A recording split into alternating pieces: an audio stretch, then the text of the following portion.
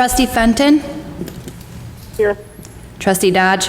Here. Trustee Calandrello? Here. Trustee Healy? Here. Trustee Katsinas? Here. Trustee Malani? Here. Mayor Peacock? Here. Please rise for the pledge.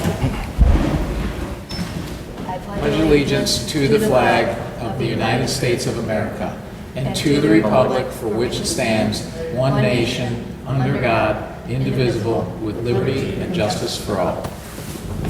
Here.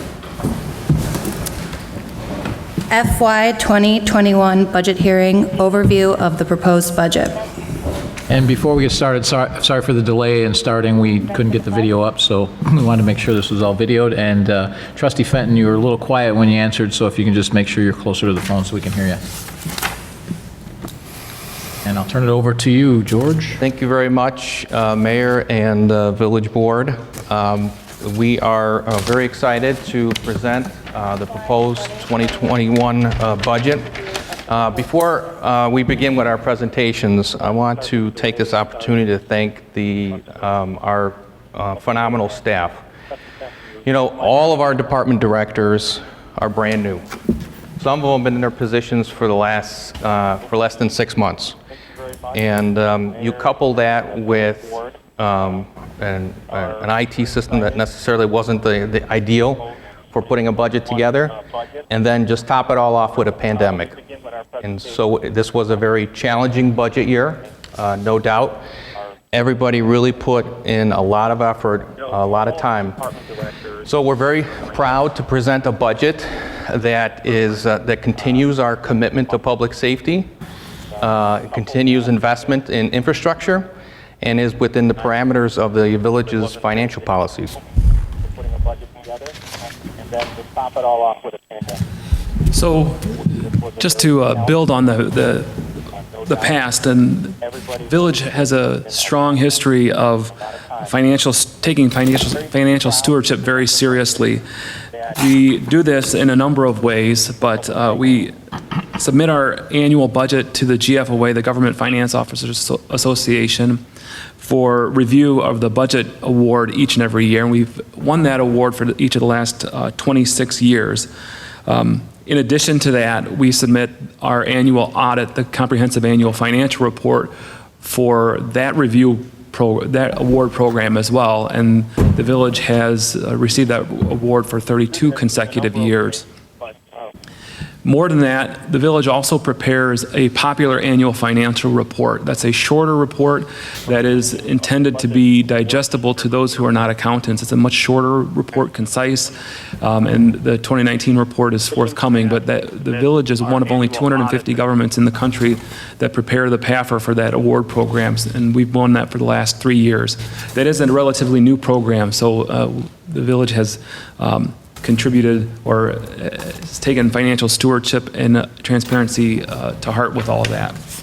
In addition, our CAFR, our annual audit report, we have an unmodified or clean opinion, so the information that is presented in all of those reports, we can be relatively assured that they are presented without material misstatements and in accordance with generally accepted accounting principles. So the 2021 budget, we have two overriding challenges. Obviously, the pandemic has led to plunging revenues. That's nationwide, that's worldwide, and so that's one of the challenges that we're working to overcome. The other challenge is the state of Illinois. Even prior to the pandemic, when we had a record economy, the state was in the midst of a financial crisis. This pandemic is really just going to be taken to a whole different level. So what's happened in the past is that the state has diverted revenues from local governments in attempts to balance their budget. It's too early to speculate what they're going to do at this point, but going forward, there's no doubt that more of that diversion is going to occur. So our projections in here, they're very conservative, but they don't have any additional diversions that are happening from the state. Nothing's been announced. If something does happen that's going to significantly impact our budget, we're obviously going to bring it back to the board and amend our budget accordingly. So the GFOA outlines a number of best practices, and one of those relates to long-term planning. So one of the things that we're going to undertake in 2021 is a comprehensive 5-year financial plan. It's going to help us set direction for policy, budgeting, and program development for the next 10 years. This financial plan is going to require a strategic plan, and that is going to be part of 2021 as well. So it's both of these are going to be valuable tools as we look into the future. Some of the documents, some of the long-term planning documents that we're going to use for the financial plan are some that we already know about. We have our road maintenance and reconstruction program. Our road program for 21 is based on the guidance from this program. We have our ADA transit plan, transition plan, and we have our parks assessment report that is also incorporated into our budget.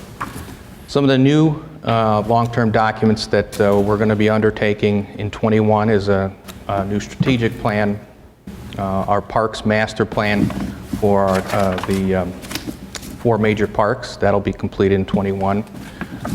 We're going to undertake a stormwater master plan. It's to take a comprehensive overview of our entire stormwater system. We have to do a new water rate study. The old water rate study expires in 2020. We've started a risk management plan. It's an attempt to reduce our long-term risks and liabilities. Our comprehensive land use plan and UDO will be updated in 2021. An important survey that we're going to do that's going to help us with our strategic plan is our National Citizen Survey. The village has participated in the National Citizen Survey in years past, so it's a great benchmark. And something new that the same company does is a community assessment survey for older adults. So that'll be undertaken in 21. We're going to do a village facility space utilization study, look at all of our facilities, space utilization for that. We're going to do a public works site master plan. And then that'll be an important element that'll go hand in hand with the village facilities study. Right now, we've undertaken a fleet assessment study. That's commenced, and we'll have that done in 2021. And the other thing that we're wrapping up is our water risk and resiliency assessment. Public Works is wrapping that up as well. Mayor Pecan? Trustee Dodge. Are we treating this like a committee discussion or formal rules for the board? I have a couple of questions for George, so. Go ahead.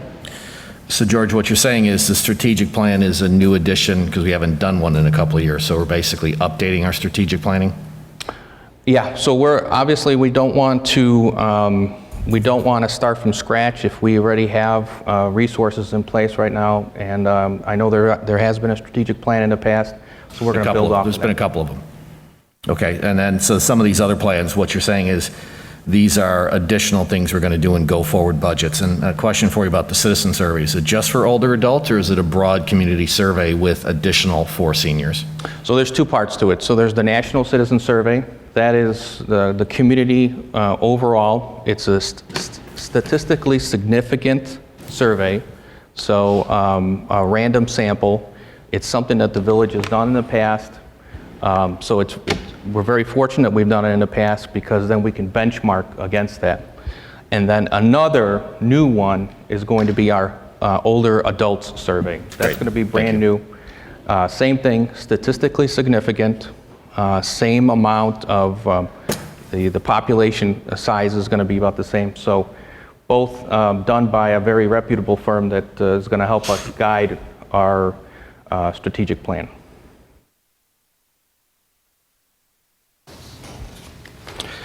All right. So now we're going to go into just an overview of our revenues and expenditures. So in this budget, we did not identify or put in any new additional revenue sources, so just the existing revenue sources that have been in place are contemplated as revenues in this budget. There is much more of our property tax is going to other places as opposed to general fund operations, specifically police pension contributions. So there is, in light of the board's direction, there is a reduction in the property tax levy. And as it comes to the water rates, we do contemplate a 4% increase in the water rate effective January 1 of 2021. In the past, the prior water rate study had a number of 5% increases. So this does have a 4% rate increase starting the year as we ramp up for the water rate study to happen in 2021. Mayor Pecan? Trustee Dodge? So can you go back to the previous page? So no new revenue sources, no new revenue sources here defined as no new taxes. Correct.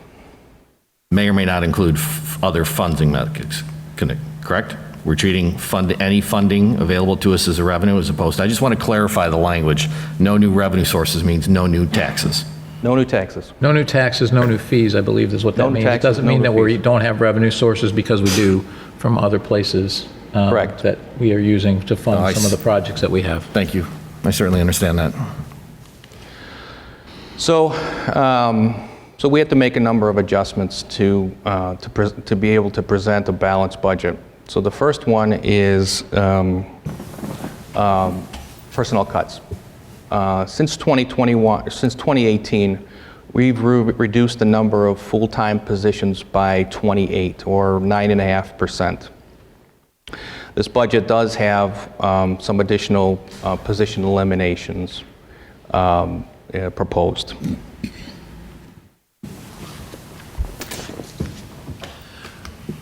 So as part of this budget, we are considering the use of available fund balance.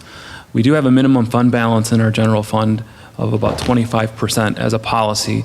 And this budget throughout 2021 will draw down on that fund balance, and will end the 2021 with a general fund balance of over 25%. And this is not a normal state of operations to draw down fund balance, but it is an emergency situation, and definitely the pandemic qualifies with the significant loss of revenues and additional expenses that have been incurred. So that remains our target of the 25%, and this budget ends 2021 with a 25% fund balance. Isn't our target 20%? I think officially our fund balance policy is 25%. It's 25% because for the last, I don't know, 3 years, since I've been here, all I've been hearing is that target is 20. 20, I agree. So that's been our target is 20. I mean, it's fine that we're 25, that's great. Keeping it above, that's fine, but I think double check that because I think our policy is 20. I think it has been since before I was here. I believe that is the policy, with 25% is where we're going to end 2021 with this budget.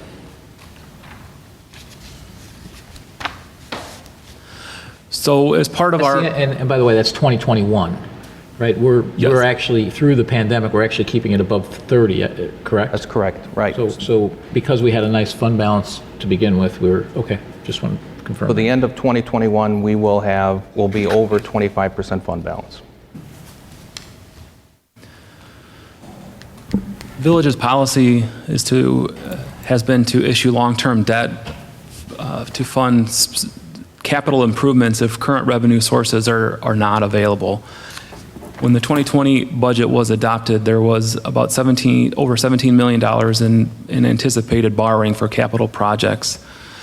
This 2021 budget also contemplates another $16.05 million for borrowing for capital improvement projects, and we'll go into more details throughout those for those projects this evening. This new debt is going to be offset by the roll-off or the payment of the first of two $18 million balloon payments for our Main Street Triangle TIF debt. So the first $18 million payment will occur in December of 2021, and the second is anticipated in December of 2022.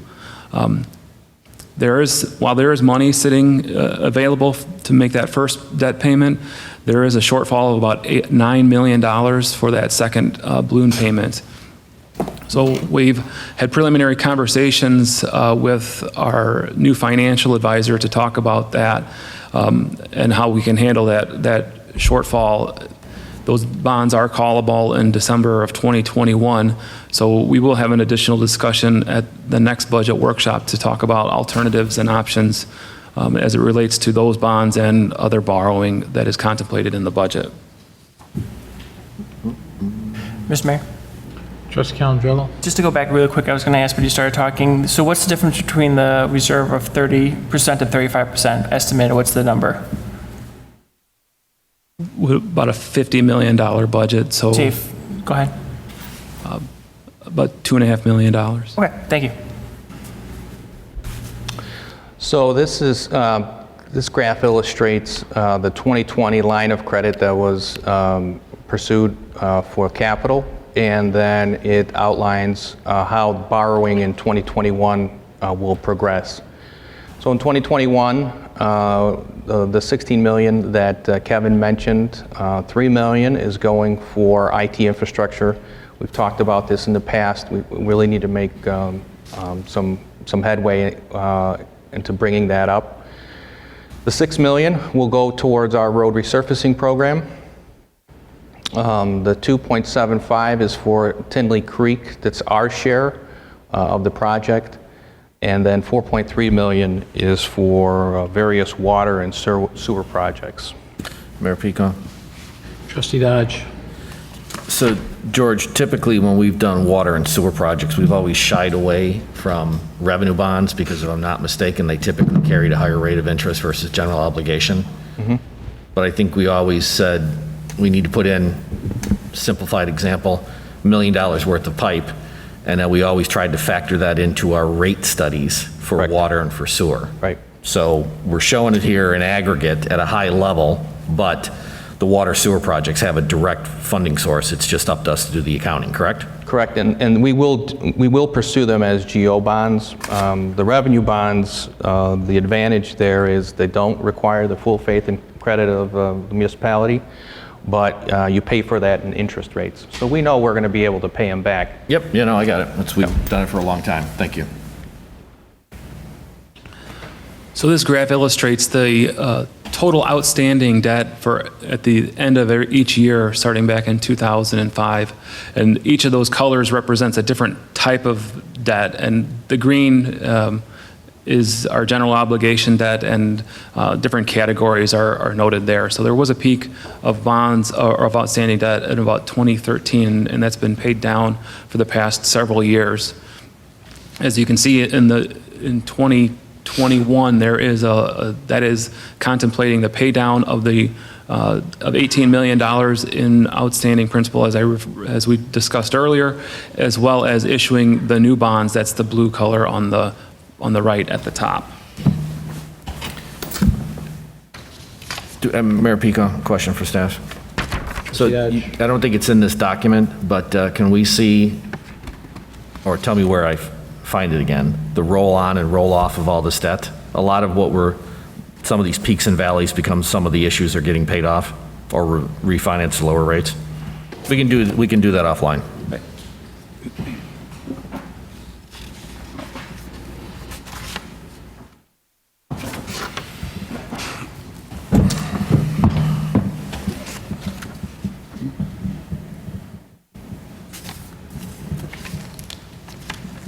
So this illustrates where our village-wide expenditures were, starting with our original 2020 budget, totaling about $151 million.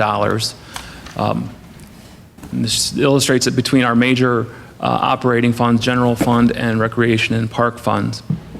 And then the center column is what we are projecting to occur throughout 2020. Each department head has reviewed their current spending, what is happening within that department, and projected for the rest of the year.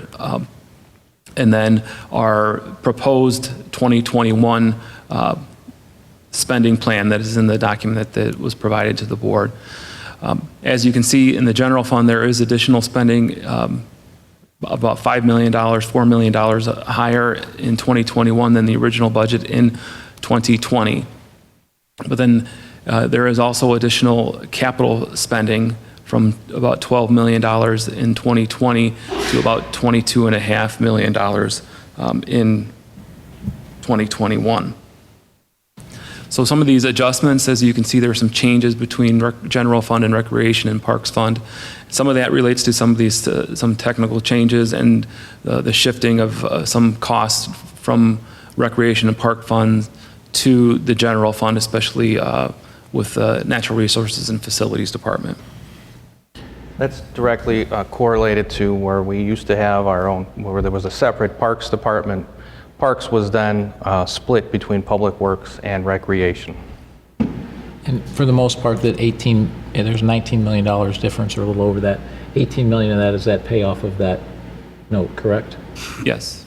Okay. So essentially, we're running pretty close to flat, just a slight increase from the projected Correct. budget of last year? That is correct. Okay. So if we look at overall revenues, village-wide revenues, we started the 2020 budget about $50.7 million in the general fund. And this is just money coming into the individual funds.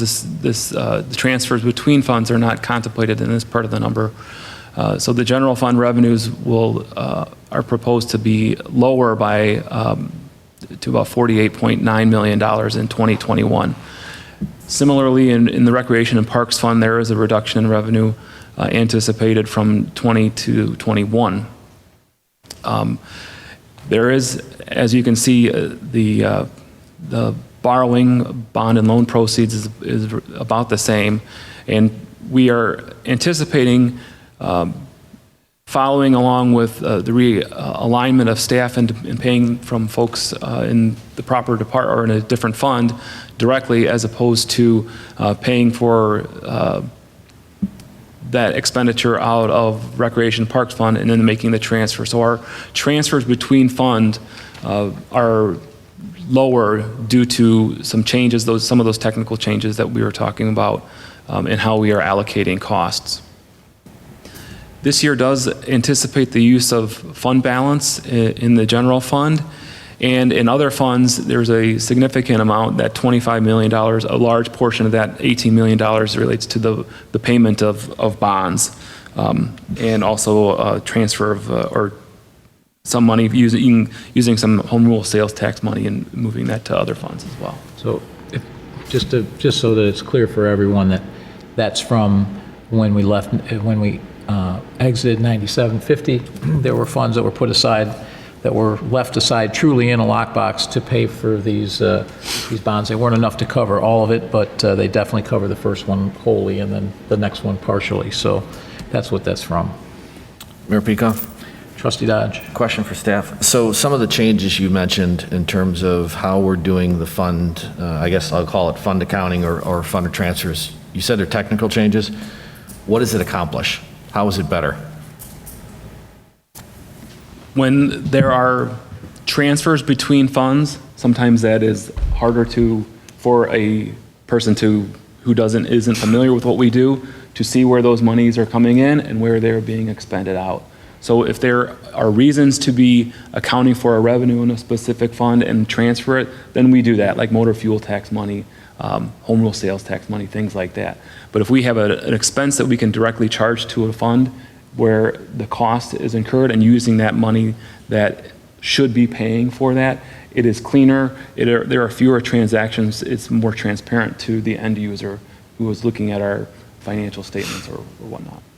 Got it, and thank you, because I get the granularity we've always had on funds. I think we're up to, 9 or 10 digits per fund, so I get that it might make it easier to keep hold of things. Thank you. So we definitely have been impacted by COVID as it relates to some key revenue sources. We've looked at some of those that we believe are mostly impacted by changes to the environment, recreation programs and things like that were not available to be offered, and the shutdowns with our shopping and whatnot. So this is an illustration of revenues of 2020 revenues that have been, that the original amount of the budget and then what we are projecting to happen throughout the year. So when you're looking at our sales tax and our home rule sales tax, that is a total of about $4 million short that we are projecting for this year compared to what we had budgeted. In addition, our recreation fees, it's registrations and the like, are down to about $3.1 million. That's a 45% drop from what we had anticipated. And a couple other things, rental fees, people aren't renting our facilities as much, and licenses and permits are down also about 19%. So just looking at these particular revenue sources, this is a drop of about $7.6 million compared to what was contemplated in the 2020 budget when it was first adopted. Mr. Mayor, Trustee Healy? we were supposed to get that grant money that came through the U.S. Treasury to Illinois. Would have saved all this. Okay, then that was reduced to $550,000 roughly. Have you included that in the budget anywhere, or is it see it? We'll believe it when we see it. We actually have received the money from Cook County, the $500 and some thousand, yes. So that is contemplated, that is in the budget, yes. Thank you. So, yes, we received $500,000, and we've all seen the numbers. Whether the county, the state, or what have you, we should have been receiving roughly $9 million if you look at it on a per capita basis. It's not just Orland Park that's getting I think the technical term is the shaft. It is all of the municipalities of Cook County are getting that, including the ones that are getting a much higher per capita than we are still getting shorted. So we'll continue to fight that fight, but I don't know where that's going to go. Mm-hmm. Obviously, it would plug our gap. Sure would. So this is also the time of year where we contemplate the property tax levy. We are including next Monday, we will have our first step of the property tax levy process. This budget does have a flat, actually a 1% decrease in our overall property tax levy based on board's direction. So this does have a 1% or about $131,000 decrease in the overall property tax levy. So this is, of course, to recognize what has happened and how the pandemic has impacted our businesses and homeowners as it relates to their property tax bill. So of that, about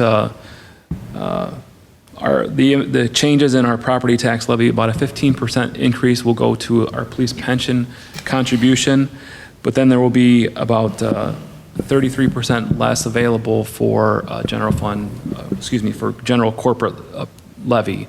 The Orland Park Public Library, we are, as a village library, their levy runs through our tax levy.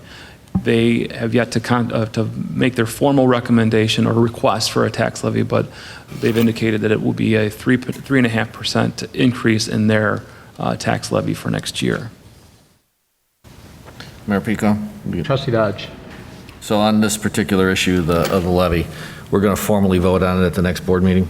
So that's the first step. It's a multi-step process. So the next one on this upcoming meeting is the tax levy determination. What that formally does is it tells the public that this is the maximum levy that we're going to. Got it. I'll treat this as an assumption for now. Thank you. So that's just for everybody else. That's the first step, and then there is since we're going to be under 5%, we're not required to do what they refer to as the black box, and we're not required to do a public hearing. We are going to do both for full transparency.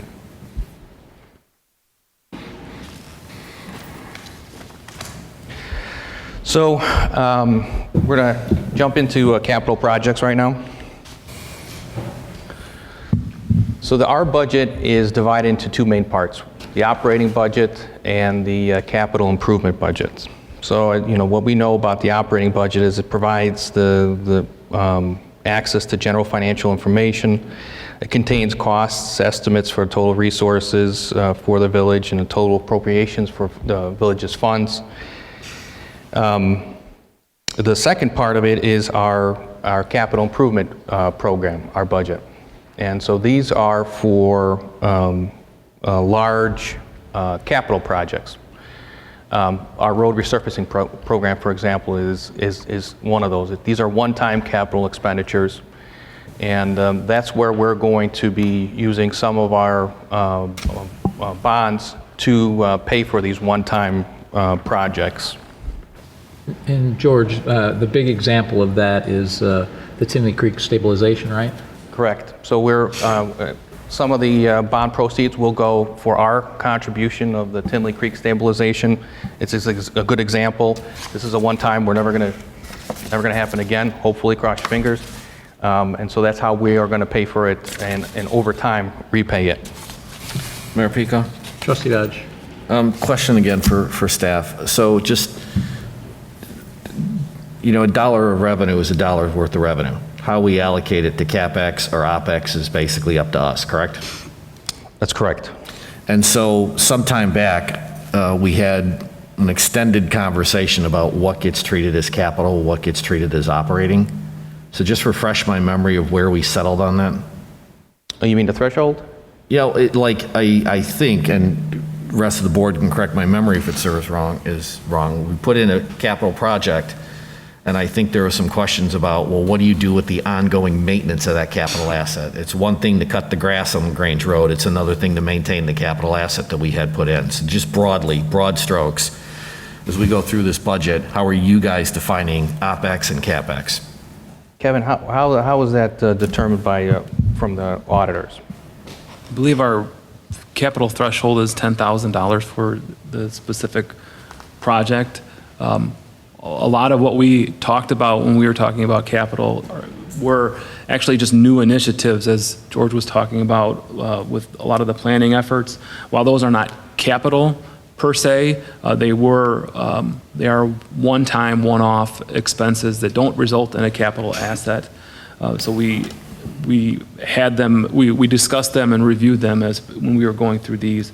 So it's, in addition, it's not just capital projects of a certain dollar amount that are going to result in an asset. They were larger expenses that are one-time in nature, new initiatives and that type of thing. Thanks. Mayor Pico, I think hopefully you remember the discussion that we had with the then finance director about how we allocated things. Do you recall that debate? Yeah, basically where we came out at, and I don't think we talked about these kind of one-offs, but I think where we came out at as a board is that anything that is ongoing maintenance should not be lumped into our capital budget. That was our big concern because there were certain Like cutting the grass on LaGrange Road, Yeah, for the example. cutting grass on LaGrange Road was getting buried into capital and was being hidden from what our true operating expenses were. Personally, if we're going to have these one-off expenses, I don't mind if we include those in our capital budget because it's not our ongoing operating, but as long as we're not doing it the other way, at least that's my I don't know how you feel about it, but that's how I feel about it. I just don't want to see anything that's ongoing maintenance going into the capital budget.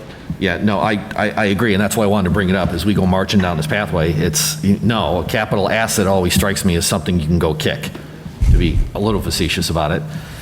Cutting the grass on LaGrange Road, replanting a tree is an operating expense, not a CapEx. I just want to make sure that that's the rules we followed through all this. Because we had talked about this before as a board, and that was the direction. And specifically, none of you were, I don't think any of you were here. Well, a couple of you may have been in assistant positions, but the specific issue was there was $500,000 being used to cut grass on LaGrange Road, and we were hiding that in our capital road program. Okay. And that should be out of there and fixed.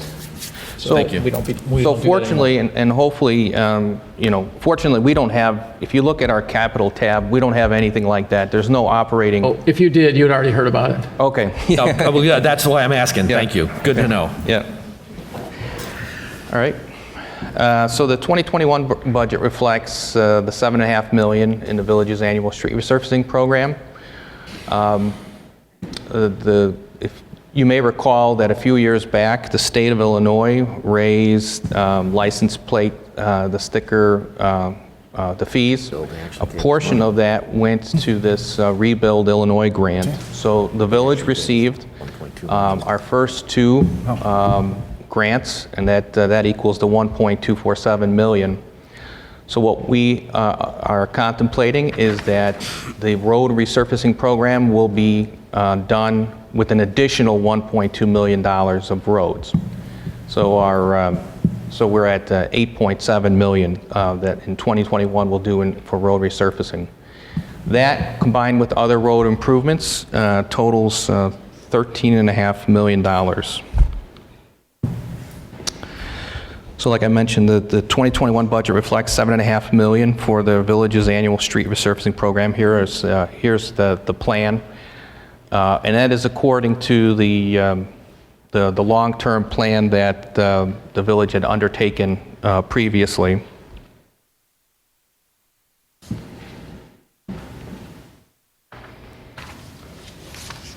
And so here's the rest of that plan. So it's going to be a very large road resurfacing program for 2021. It's needed. There's no doubt about it. And you know, just based on how well it went this year in 2020, when we did $7.5 million, the village is ready to undertake that challenge. So for the roadway improvement plans, we have 151st Street from Ravinia to West at $1.9 million. 143rd Street from Wolf to Southwest Highway at $1.3 million. That's the first year of expense. Then Harlem Avenue street light wire replacement at about $580,000. Then we have John Humphrey Drive and 143rd Street intersection improvements, including the bridge replacement phase 2 at $560,000. 159th Street, Ravinia to Will Cook Road. That's our village share. The project is almost done at $555,000. 143rd Street Signal Interconnect, that is at $350,000. That's a CMAQ grant to us. Wolf Road from 143rd to 167th, that's a bike path. That's a roadway design phase 1 engineering, $338,000. Village facility parking lot maintenance at Sportsplex at $300,000. And then Ravinia Avenue and 153rd Street intersection improvement, that's a new project for phase 1 engineering at $80,000. Mayor Pico, before we go to pathways, can we go back one slide? Trustee These Dutch. Sorry. Go ahead. So clearly, the parking lots are a separate animal. How much of this is not our jurisdiction, but is this our share in any given year, or are these our roads? All these sections, Wolf, 143rd to 167th.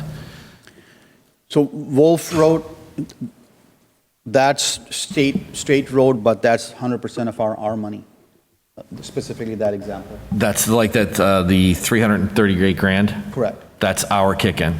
Yes. Okay. George, not for tonight, but I certainly would appreciate if you guys in finance could tote up over, let's say, the last 20 years, how much money like this we have to put into state roads. It's a non-trivial amount. We'll work on it. I mean, to be clear, we don't have a choice as an entity because, thank God, we've got the financial strength we do, or we'd never have the ability to fund in advance of the state to get anything done. So this has been a long-running issue. I just would like to see the numbers because I'm pretty sure it's in the tens of millions. Yes. No doubt. you. Sure.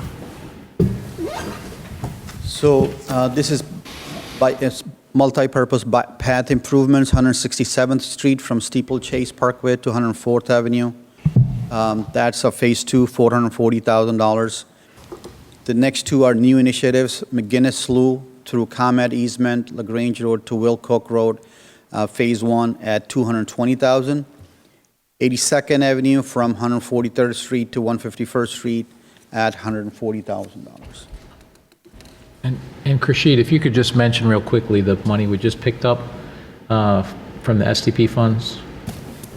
Correct. Talk about that really quickly.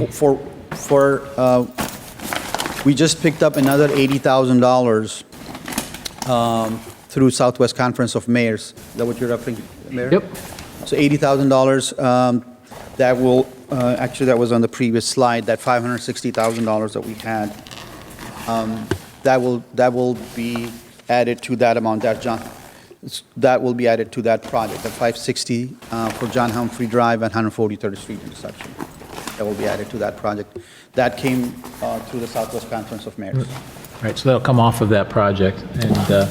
And so good job by staff of picking up the fact that there was about a couple $100,000 they weren't spending, and they were allocating us this money 3 years from now. And I pointed out that what good is money 3 years from now for a project we're doing this year? And so they happily rolled it forward. So it's a good catch on staff's part for doing that. And then we have a few projects for stormwater improvements. Tinley Creek Bank stabilization, $6.45 million. Of that, MWRD has committed to $3.7 million. Actually, they've added, George, another $100,000 to that. All right. So they agreed to move up by to $3.8 million. Infiltration and inflow evaluation and reduction improvements at $125,000. And then we have stormwater improvements for Fernway and Oakley Drive at $600,000. And then we have basin best practice management at $600,000. Grassland Dam expansion, that's $552,000. That's mostly MWRD money, but we have our village share into it as well. And then grassland flooding, basically it's a system improvement as residences. That's all of our money at $130,000.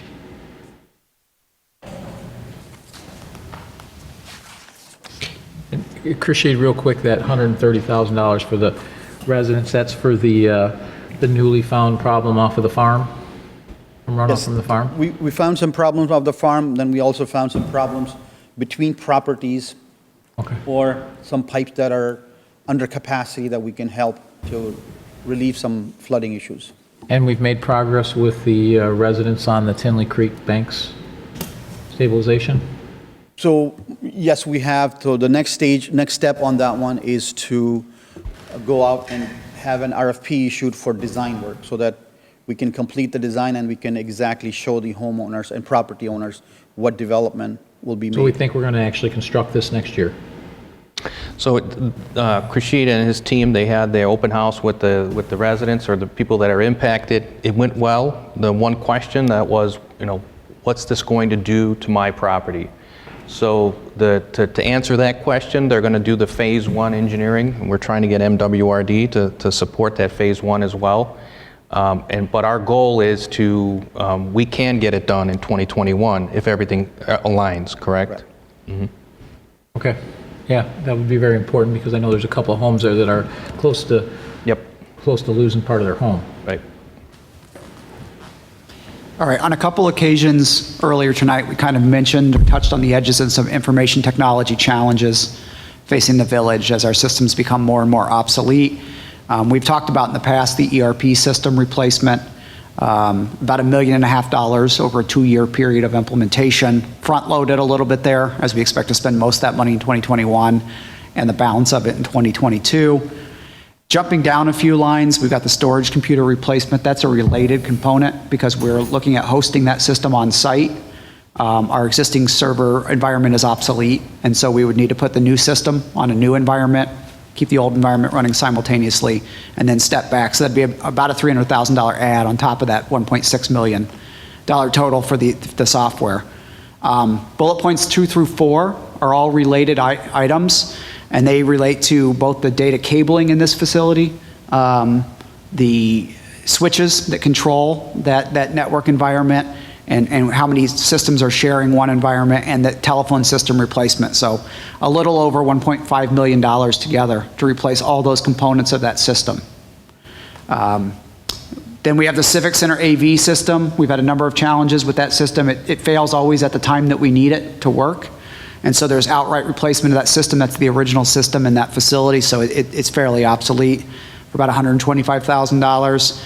And then various pieces of software out of the general fund here totaling about $270,000, including password management, some parking modules, code enforcement for the police department, email security enhancements, anti-ransomware backups, replacement for the current iSIMS, recruiting and onboarding software with NeoGov, and improved help desk ticketing and expansion of that ticketing system to serve multiple departments that need to track and report on their ticketing, and network monitoring to alert us in advance before we have a problem when there's a system failure coming or a network outage coming, so that we can proactively take measures to shore that system up before we have a failure or before staff shows up here without the network working.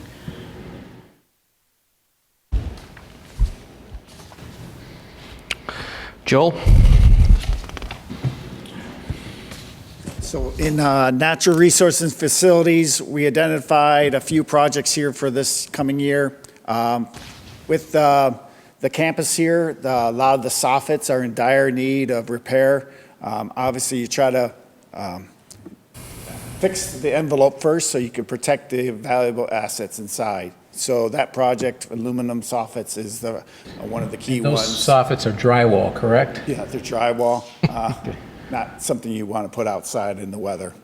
So it's on all three of the buildings here in the campus environment here. We do have some security and upgrades here at the Village Hall that we wanted to complete, as well as AV upgrades here in this building. HVAC control, we did, we had only one bidder one board ago. And so we will want to get that on the street for the controls for the rec and the Public Works facility for the HVAC controls. In Public Works, we have a de-icing containment tanks, but no containment field around it. So if it ever spills out, that's not very good thing. So we're looking at a whole complete de-icing system for our snow operations. We looked at boilers. We have a couple in the works, but this is the most critical one right now, and so we want to do that this next year, which is the Civic Center. We talked briefly, George mentioned some of the things that we're trying to do as well. We're trying to plan and create a roadmap for the future. And so the Public Works site, we want to make sure we have, there's a couple things at the site that we want to do. Obviously, you guys passed the fence recently. That's the outer fence that we've now encapsulated the site, but we also want to look at how do we utilize that site the best. We looked at UPSs. We haven't fixed those. I mean, they're fine, but they're time for to be replaced.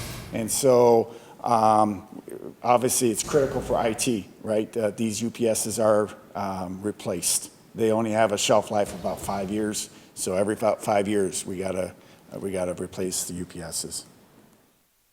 These are large ones, not the little ones or by the computers, obviously. In recreation admin, we want to do some design work in there. How can we better utilize that facility there? And then Bowley Farm, we're going through the historical preservation procedures, and we want to demo one of the buildings that has a safety concern on the site there. It's falling apart. Mr. Mayor? Finance? Oh, Trustee Fenton had a question, I think. Trustee Fenton? With the Bowley Farm demolition, have we looked into finding out if there are any individuals out in the world that want the barn board that will come down and take the buildings down? We haven't done that yet. But Trustee Fenton, Development Services is currently in the process of contracting for an architectural firm to do that, exactly that assessment of the facility, as well as to archive all the features of the facility that exist today and determine what could be reused, repurposed, taken to the museum, or used by other users. That'll be completed starting later this year before these projects take place. Okay, thank you. The last two, Village Hall here, we're doing an in-house finance upgrades, and some of it will carry into next year. And then also, like we mentioned before, a space utilization study. So one question I have here is the recreation admin and storage design. Is it premature to be doing that before we get our space utilization study done? This one is specifically for the old police station over there. I think with the whole goal here is to actually start putting all of recreation and parks under one roof. So I think the utilization will, I believe the utilization is going to say the exact same thing. We have the room, we just have to design for it so that we can bring everybody that's in the old Parks building over here to rec. Well, do me a favor and finish the utilization study before we start. Yes, sir. Before we start that second piece, Sure. because that would seem to. We're going to stagger it, do the Yeah. utilization, and then most likely, we have the funds ready to do it in the same year. Okay, makes sense. Mayor Pico. Trustee Dodge. Would certainly agree with those comments. So guys, as I look at this, 400 grand to upgrade this room, is that correct? That's the estimate? So that is the estimate for the security upgrades and the AV upgrades for this area primarily, yep. All right, and then when you're doing the upgrades on software, hardware for HVAC, I'm assuming that the technology is going to start monitoring these devices more so we don't wind up with the, hey, we have an emergency replacement, we didn't know the compressor was going to fail thing. Yeah, the building automation lets us know that, yes. Okay. And then, as I look at some of these numbers, we're doing a fair bit of site planning, and I think this might be related, to what Mayor Peacock said, which is on the space utilization and some of these other plans. How long ago did we do an overall facilities look where I think it led us to the decision to start changing how we use some of these buildings? So is this an update, or what are we doing specifically here on the facility and the space utilization study? Our understanding is there hasn't been a space utilization study done. Was there one done? I think what Trustee Dodge is referring to is we actually did a study. We looked at the on buildings. What's that? We looked at the buildings as assets. We looked at the buildings and their condition and what was required to be spent on them, to repair them and all that, but I don't think we did a utilization study as far as the Right, organization. because that's what I think led us to get address the Davidson Center issue. So I just want to make sure that this is an incremental build on what we already know about these assets and how to use them better. That's where we're going? Take it to the next level. Okay, thank you. Mr. Mayor? Trustee Calendar. It was before my time, but I think we did, I want to say in 11 or 12, it was on my desk, we did do a space utilization study regarding what the future uses of all these buildings, so I'd be more than happy, it's on my desk right now, so before my time, but there was some kind of study about the space. You said 11? 2011, I believe. I've only been here since 14. Great, we'll take it. Great, thank you. In the water and sewer projects, we are looking at the Silver Lake West to do some work to replace the water main at $2,500,000. This will also prepare us in the future because that area needs some roads, and so it's connected with the road program as well. We'll continue the water tower painting and upgrades at $900,000. This is Tower 7, which is on the north side of our village. PLC replacement, this was actually awarded this year. The remaining dollars carried over into the 2021 year. Televising, we always do this every year to look for any of that leaking or infiltration that we mentioned previously. We do have one water doorstep lane water main replacement at $130,000. We're looking at the main pump station, a bypass that we can install. This bypass in case of emergency that we could then provide the pressure from Oak Lawn to provide water to the main. This is a contingency project in case something happens bad. If we lose our power, we would still have pressure. At the pump station SCADA and storage improvements, we have a few upgrades there. Distribution system improvements, lift station improvements, all three of these. We always usually have a few of these projects every year on all three of those. And then at Wolf Road, the Spring Creek Lift Station force main replacement project. This is a design piece of $30,000, and then, sorry, not design. It was partially last year and then finishing up this year, sorry. I was thinking about another one. And then valve exercising, we do that, and large meter testing and leak surveys at $145,000.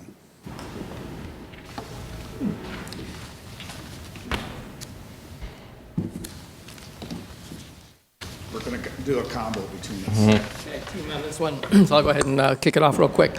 So Recreation and Parks is continuing the improvements to old parks, most of which are 20 years old. So the $1.5 million you see there, 1 million with natural resources, that will be for playground improvements to replace outdated playgrounds. The 500,000 under athletics will be to improve the athletic surfaces, so baseball fields, soccer fields, court surfaces, those kinds of things will be improved next year. So continuing that sprinkling of those funds. The Parks Master Plan, so that's phase 1 for Schussler, Centennial Park West, and John Humphrey Complex, phase 3. So that's to develop the conceptual master plan there. I'm going to jump down before I turn it back to Joel. So the Sportsplex running track surface, the facility there is almost 20 years old. Some of the seams there are starting to come up, and we actually have duct tape in some areas. It's safe right now, but it definitely needs to be replaced. In addition, we have a park trash pickup vehicle as well as some compatible cans that can be lifted and then dumped into the trash vehicle. At the CPAC, we have a couple projects that are in the motion. We were waiting for IDPH, part of the COVID impact. It was in this year's plan, but IDPH didn't get us the approval, so that's why it's actually slid into next year. Same thing with the vertical turbine replacements. It was planned for this year, but the permit for IDPH, we did not get that, so it's into next year's. And then elevated walkways, it is under contract. We just have to finish the remaining work. There was a delay with manufacture with the COVID, so some of the parts were not able to get to our site here, so we could finish the work this year. So that carried into next year.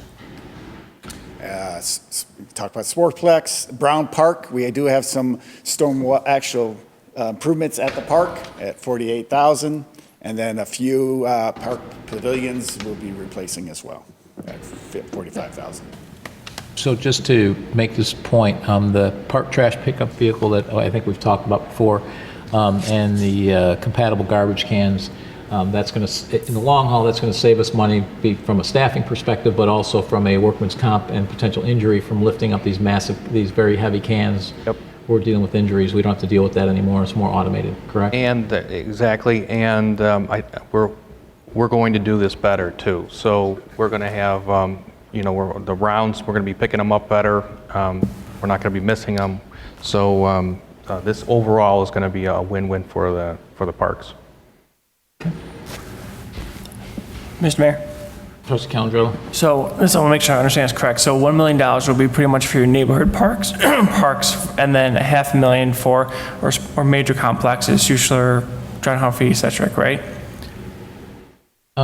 No, I believe that 1.5 million is for all of our neighborhood parks. They're just saying that the athletic fields are the ones at the neighborhood parks, right? So those would be the court surfaces, basketball courts, tennis courts, baseball fields and soccer fields that are at those other outlying parks. So it's the same 1.5 million we've put last year into the system and doubled up what we were doing previously. Thank you. Can I follow-up question? So how many parks are we going to get to? How many jungle gyms or play sets for $1 million, do you think? We're looking at 7 of those locations, but there's some other park improvements as well besides the playgrounds. Okay, and I think we've learned our lesson that we need to make sure we talk to the community before we change it. And I know the policy of this board has been to do, if say the park has 2 jungle gyms, do 1 at a time. While I may disagree with that policy, I think it's good that we talk to the residents about that, because it almost look like 9-day inside of these parks, and I understand the theory behind it. But I think we should make sure we almost make sure who's ever out there, we need to have neighborhood meetings before we do it. So we say, we're doing this is why. I think that's something that was missing this year, maybe COVID, maybe not, but we really need to do that, because I think we'll answer a lot of questions like, why did you have my park? It looks like, you know what, and one's, it just doesn't look right. Thanks. So we're putting, That process has already been changed, correct? And part of that process is also going to be going to our Rec and Park Advisory Board, since we have 13 citizens on that board to vet that, just like our Planning Commission vets. so for park improvements, it'll go to the Rec Advisory. For ponds, it's going to go to PZC, right? Or, yeah, planning. And then what was the third part? We also did the... Well, we could do, No, we did one more. It was in one of the updates, and I forget, but we implemented another, when we make a certain, and I don't remember, I'll put this in a future VBB, but we did implement new processes for how we're going to communicate, signage, the whole 9 yards. Yes, that's what it was. It was for, so when we get requests for stop signs, speed limit signs, we now have PTEC in place. It's a interdepartmental collaboration, police, engineering, public works, and then we get that word out to those residents, and they can make their case. I would say that, yes, we should go to the Rec Advisory Board, but maybe they have an open meeting at that park or that neighborhood, so. It's in the process, like you said. I just want to make sure, because we used to have the process, I want to make sure we keep that process up for the future, because I feel like we have a lot of headaches that we could have taken care of if we had open dialogue, that's all. yeah, we're going to have signs at the park, and they can direct them to come to that meeting and so forth like that, so that word gets out for folks. Thank you. So that was the main focus of today's workshop meeting, which was our revenues and expenditures, and then our capital program. So as far as our next steps, a week from today, we're at the village board meeting. We're going to do our tax levy determination, step 1 in the tax levy process. And then we're also going to have our health and liability insurance renewal. Denise has been working very hard to get those renewal prices down. So I think we're going to have some very positive information, some positive numbers to present to you at the 16th. Then our next budget workshop, the focus is going to be highlights from the departments. And then, as we've already talked about, we're also going to talk about a schedule for what we're going to do with debt. Our new financial advisor will take part in that discussion. So on November 30th is when the black box will be in the papers. And then on December 7th at the village board meeting, we will we'll have a resolution to publicly display the proposed 2021 budget. And then we will also have the public hearing and adoption of the 2020 tax levy. And then at the last meeting of December, we're going to have the public hearing and adoption of the budget and salary ordinance. Question, Mayor Pico. Trustee Dodge. So, George, we have a pretty good handle on the health and liability insurance renewal already, correct? Yeah, we're on our health right now. We have an increase of 0.91%. That's what we got from our health provider.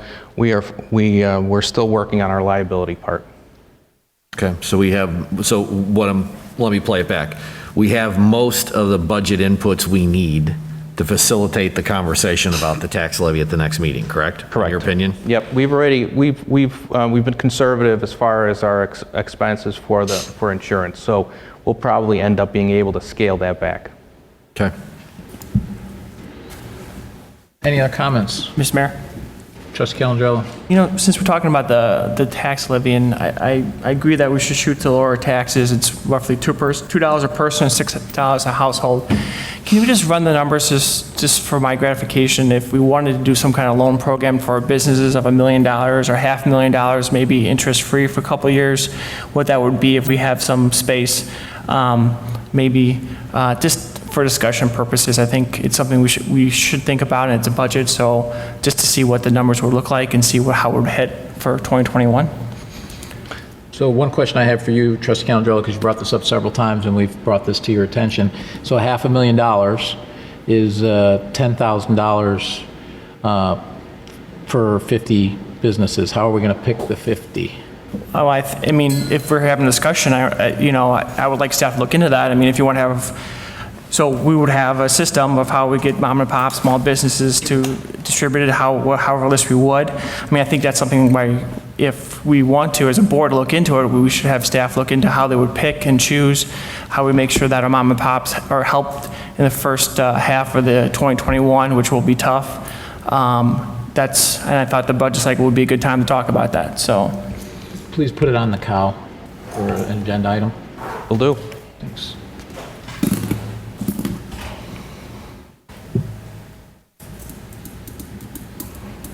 Thank you, Mr. Mayor.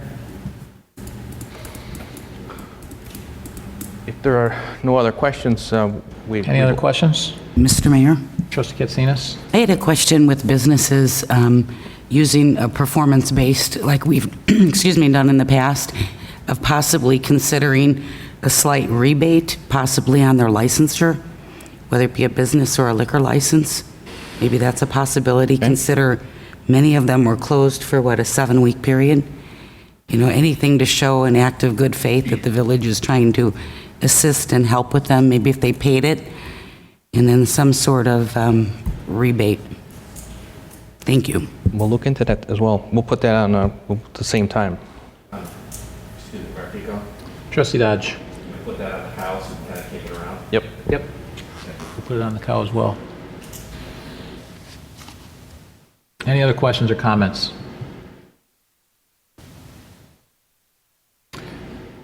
Okay, so yeah, my closing comments. Staff, great job on this. Great job. I think you've heard our positions on stuff over time and developed a budget in accordance with that from what you've heard over the last year. Plus, I think you adopted some of the changes we've made in the last year and a half, 2 years to the process, which made this a little bit cleaner.